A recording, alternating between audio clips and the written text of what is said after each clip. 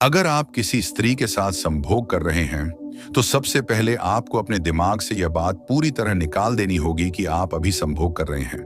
क्योंकि जैसे ही आपका ध्यान इस बात पर रहेगा कि आप शारीरिक संबंध बना रहे हैं, वैसे ही आपका मन और शरीर जल्दी उत्तेजित हो जाएगा और स्खलन जल्दी हो सकता है।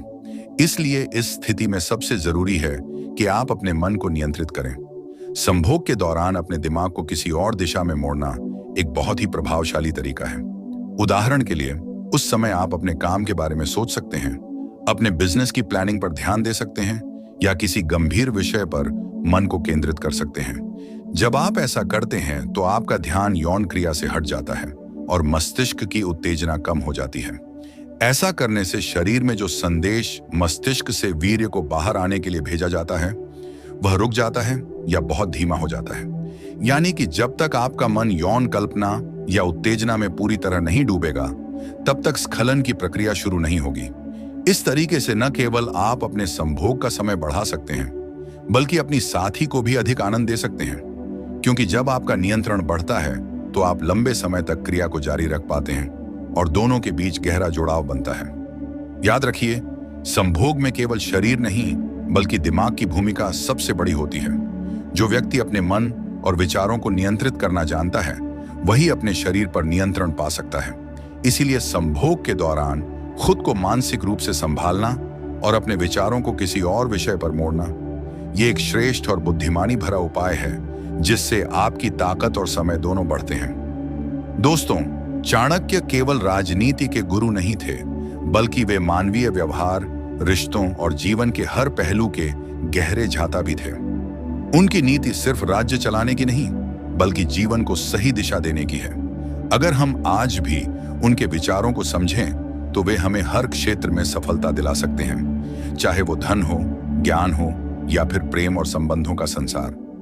आज हम चाणक्य नीति के उन 3 रहस्यों को समझेंगे, जो यह सिखाते हैं कि कैसे एक व्यक्ति लंबे समय तक एक मजबूत, प्रेमपूर्ण और संतुलित संबंध बनाए रख सकता है। पहला रहस्य, मन का संयम और आत्मनियंत्रण।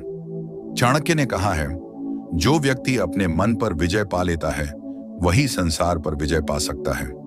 रिश्ते में सबसे बड़ी चुनौती यही होती है कि हम अपने मन को नियंत्रित रख सकें। जब हम किसी से प्रेम करते हैं, तो शुरुआत में सब कुछ नया, सुंदर और आकर्षक लगता है, लेकिन समय के साथ वही आकर्षण सामान्य होने लगता है। यही वह पल होता है जब मन भटकता है। चाणक्य कहते हैं कि जो व्यक्ति इस अवस्था में अपने मन को संयमित रखता है, वही सच्चा ज्ञानी है।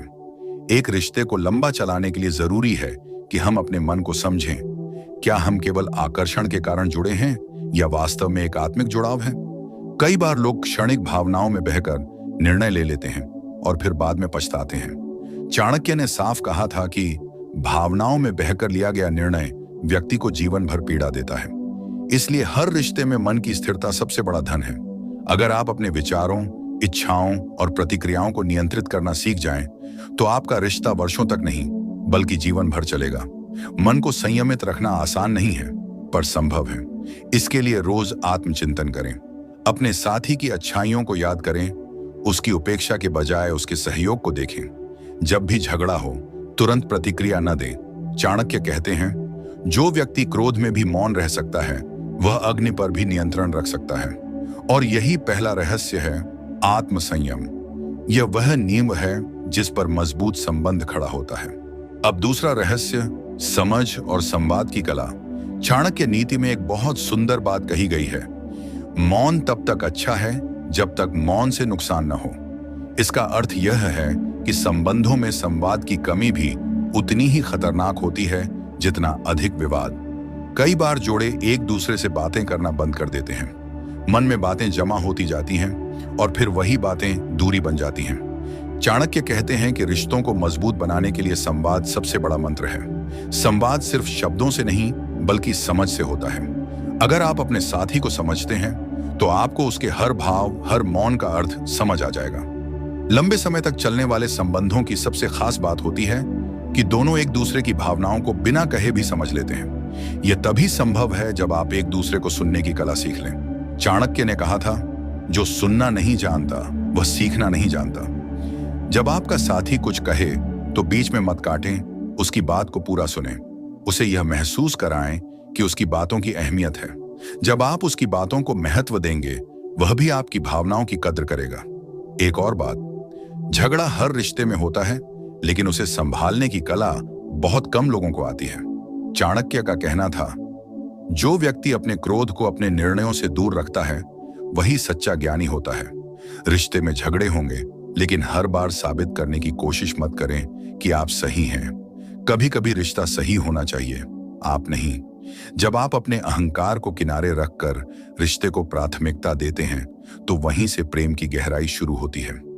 तीसरा और सबसे गहरा रहस्य, समर्पण और निष्ठा का भाव। चाणक्य ने कहा था, जिस घर में स्त्री और पुरुष दोनों एक दूसरे के प्रति निष्ठावान हों, वहां लक्ष्मी स्वयं निवास करती हैं। यह वाक्य न केवल आध्यात्मिक है, बल्कि व्यावहारिक भी। हर रिश्ता तब तक स्थिर रहता है जब तक उसमें निष्ठा और समर्पण होता है। समर्पण का मतलब यह नहीं कि आप खुद को भूल जाएं या दूसरों के अधीन हो जाएं। इसका अर्थ है रिश्ते के लिए अपनी अहमियत के बावजूद विनम्र बने रहना। जब आप किसी से सच्चा प्रेम करते हैं, तो उसमें मैं नहीं होता, केवल हम होता है। चाणक्य नीति हमें सिखाती है कि समर्पण वह शक्ति है जो किसी भी टूटे रिश्ते को फिर से जोड़ सकती है। जो व्यक्ति अपने साथी के प्रति सच्चे दिल से समर्पित होता है, वह किसी बाहरी आकर्षण या लालच में नहीं फंसता। निष्ठा का अर्थ है कि चाहे हालात जैसे भी हों, आप अपने साथी के साथ खड़े रहें। चाणक्य कहते हैं, संकट के समय जो व्यक्ति साथ छोड़ दे, वह कभी सच्चा नहीं था। इसलिए अगर आप अपने रिश्ते को लंबे समय तक मजबूत रखना चाहते हैं, तो निष्ठा और विश्वास को कभी टूटने न दें।